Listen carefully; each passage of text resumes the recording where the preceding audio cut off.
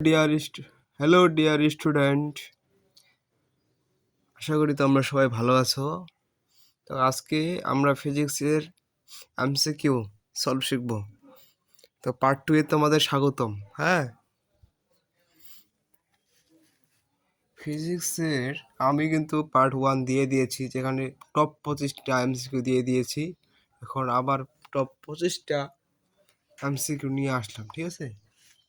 তো দেখো, তাপের একককে ভরের একক দিয়ে ভাগ করলে কিসের একক পাওয়া যায়?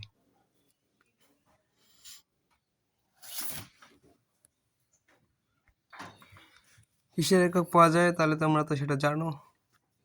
তোমাদের অবশ্যই মাস্ট বি যেটা মনে রাখতে হবে, আপেক্ষিক সুপ্ত তাপ। ঠিক আছে, আপেক্ষিক সুপ্ত তাপ। তারপরে দেখো এই যে চিত্রটা, ঠিক আছে, এই চিত্রটা এখন লেখো। চিত্রে প্রদর্শিত বস্তুটিতে কিভাবে চলছে দেখো।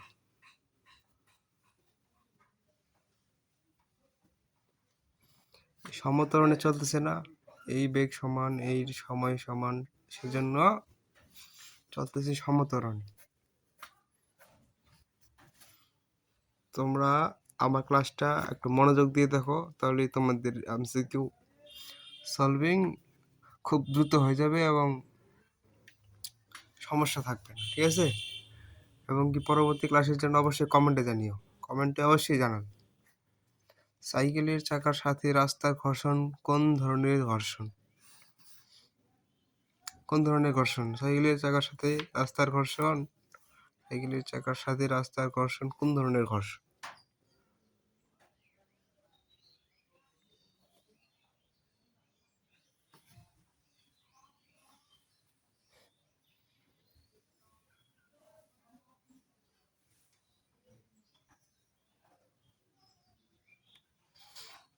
আবর্ত ঘর্ষণ, ঠিক আছে? তোমরা একটু যারা পাঠ্য বইটা ঠিক মতো পড়ছো তারা অবশ্যই এমসিকিউটা দাগাইতে পারবে, ঠিক আছে?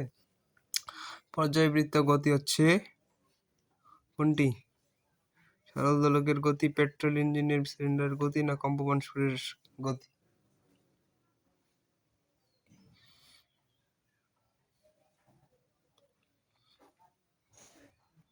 দেখো, সরল দোলকের গতি, পেট্রোল ইঞ্জিনের গতি, যেহেতু পর্যায়বৃত্ত মানে সবকিছুই হবে, ঠিক আছে?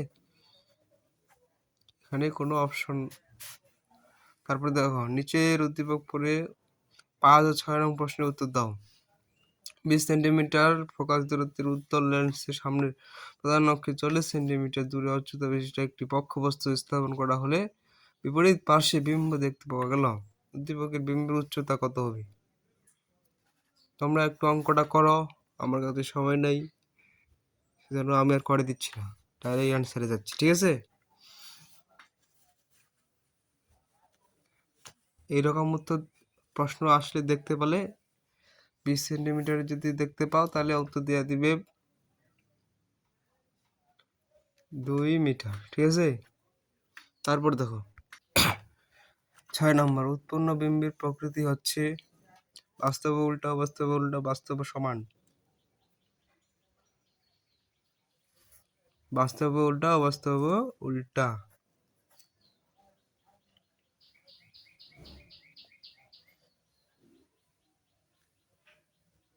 ঠিক আছে? এটা হচ্ছে একটা হবে। বাদ দাও। 7, তার কুণ্ডলীর পাকের সংখ্যা বাড়ালে অবশিষ্ট তড়িৎ প্রবাহের কি ঘটবে?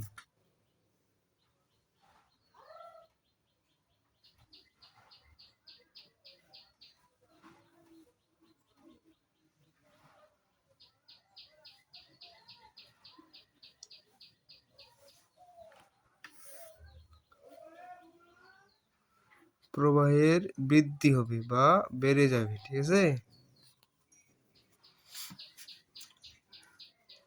তারপরে দেখো 8, সুপ্ত তাপ কোনটির পরিবর্তন ঘটায়? সুপ্ত তাপ অবস্থার পরিবর্তন ঘটায়।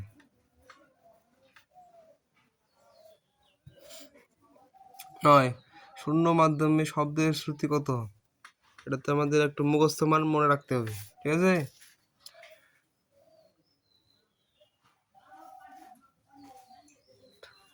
শূন্য মাধ্যমে শব্দের শ্রুতি কত? 0 মিটার পার সেকেন্ড। ঠিক আছে।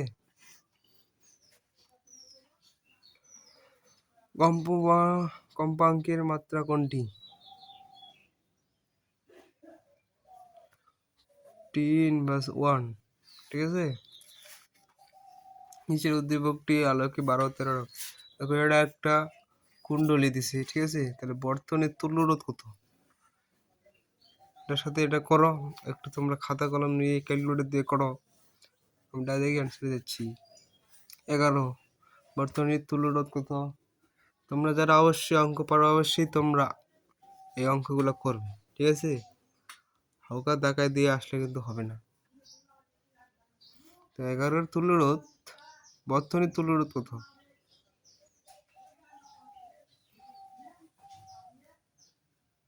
6.6 ওমেগা। ঠিক আছে। এটাই হচ্ছে অ্যান্সার। তারপর বর্তনীটি দৈনিক 12 ঘন্টা করে কাজ করে চলতে থাকলে 1 মাসে কত ইউনিট বিদ্যুৎ ব্যয় হবে? 1 মাসে কত ইউনিট বিদ্যুৎ ব্যয় হবে? দেখো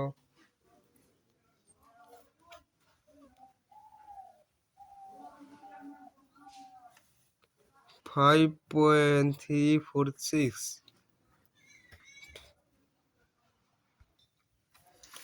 তারপর 13 নম্বর, কোন বস্তুর রৈখিক বিবর্ধন এক অপেক্ষা ছোট হলে দর্পণটি সমতল, উত্তল, অবতল কোনটা হবে? সমতল, উত্তল না অবতল? বলো।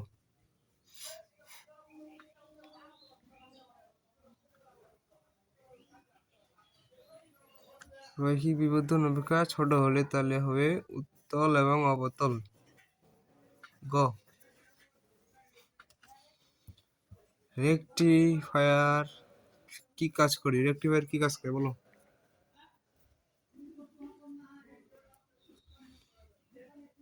রেকটিফায়ার কি কাজ করে? তড়িৎ প্রবাহ একমুখী করে। ঠিক আছে। দেখো চাপ একটি কি? লব্ধ রাশি, ভেক্টর রাশি, স্কেলার রাশি?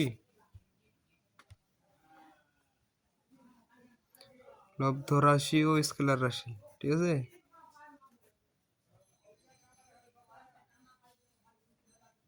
লব্ধ রাশি ও স্কেলার রাশি।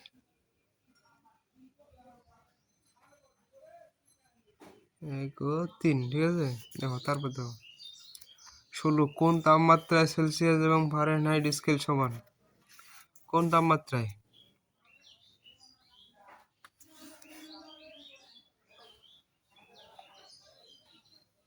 -40°C। নিচের উদ্দীপকটি পড়ো। 17 ও 18 নং উত্তর দাও। পিজোলজিস্ট স্ক্রুগজের সাহায্যে তারের পাওয়া যায়। ঠিক আছে। বৃত্তাকার স্কেলের ঘরের সংখ্যা কত? এটা করো, তুমি একটু খাতা করো, খাতা কলমে করতে হবে। এইগুলা উত্তর আসলে তোমাকে 25-এর মধ্যে 6 থেকে 8 মার্ক এইভাবে তোমাকে করতে হবে। ঠিক আছে। বাকি সব কিন্তু বই থেকেই আসে। বাকি সব অঙ্ক বই থেকেই আসে। তাহলে বৃত্তাকার স্কেলের ঘরের সংখ্যা কত? দেখো আমি ডাইরেক্ট উত্তরে চলে যাচ্ছি।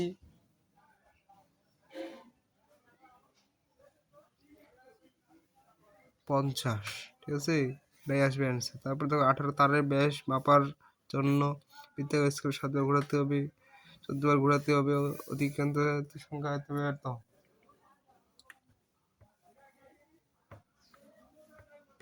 তাহলে আমাদের বৃত্তাকার 14 বার ঘোরাতে হবে আর এটা। ঠিক আছে। তাহলে আমাদের গ 2 ও 3।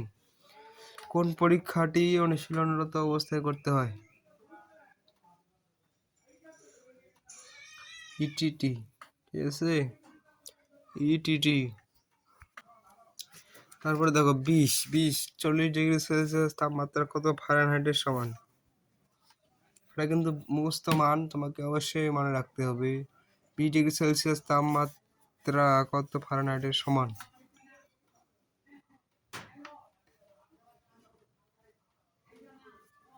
104°। ঠিক আছে। 104° ফারেনহাইটের সমান। ঠিক আছে। টেলিফোনে কথা বলার সময় শক্তি রূপান্তরের ক্ষেত্রে কোনটি সঠিক? বিদ্যুৎ শক্তি থেকে শব্দ শক্তি, বিদ্যুৎ শক্তি থেকে শব্দ শক্তি, এটা হচ্ছে অ্যান্সার। এগুলো তোমাকে মনে রাখতে হবে, এগুলো তো আর বাইরে আসবে না। কোনো বস্তুর নির্দিষ্ট উচ্চতায় বিভব শক্তি কিরূপ? কোনো বস্তুর নির্দিষ্ট উচ্চতায় বিভব শক্তি কিরূপ? এর সমানুপাতিক ভরের বর্গের সমানুপাতিক ভরের ব্যস্ত। তাহলে দেখো, এগুলো তোমাদের মানগুলো অবশ্যই মনে রাখতে হবে। আমি যে শেখাচ্ছি তোমরা অবশ্যই পড়বে। বিভব শক্তি কিরূপ? ভরের সমানুপাতিক। কোনো বস্তু নির্দিষ্ট উচ্চতায় বিভব শক্তি ভরের সমানুপাতিক। এবার দেখো, কোনো নির্দিষ্ট বস্তুর বেগের সমান পরিবর্তন হয় দ্বিগুণ হলে এর ভরবেগের পরিবর্তন কিরূপ হবে? তাহলে দেখো 30 দ্বিগুণ হবে, ঠিক আছে? পরিবর্তিত হয়ে দ্বিগুণ হয়ে ভরবেগের পরিবর্তন কিরূপ হবে? যেহেতু দ্বিগুণ হবে তাহলে দ্বিগুণ। 24 কোনো তেজস্ক্রিয় মৌলের অর্ধায়ু 100 বছর 1.8। 100 বছর মৌলটির 1/8 অংশ অক্ষত থাকতে সময় লাগবে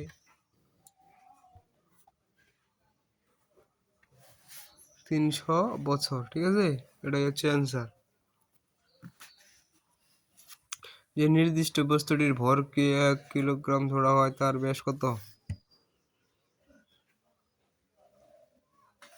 3.9 সেন্টিমিটার, ঠিক আছে? এই হচ্ছে অ্যান্সার। তোমরা শুধু আমার ক্লাসগুলো একটু একটু 2বার থেকে 3বার দেখবে, তাহলে সবকিছু মনে থাকবে। আর এর বাইরে কিন্তু কোশ্চিন আসে না। শুধু অঙ্ক মেলানোর জন্য তোমাকে ক্যালকুলেটর দিয়ে 6টা অঙ্ক করতে হবে, বাকি সব তোমাকে এইরকমই আসবে প্রশ্ন, ঠিক আছে?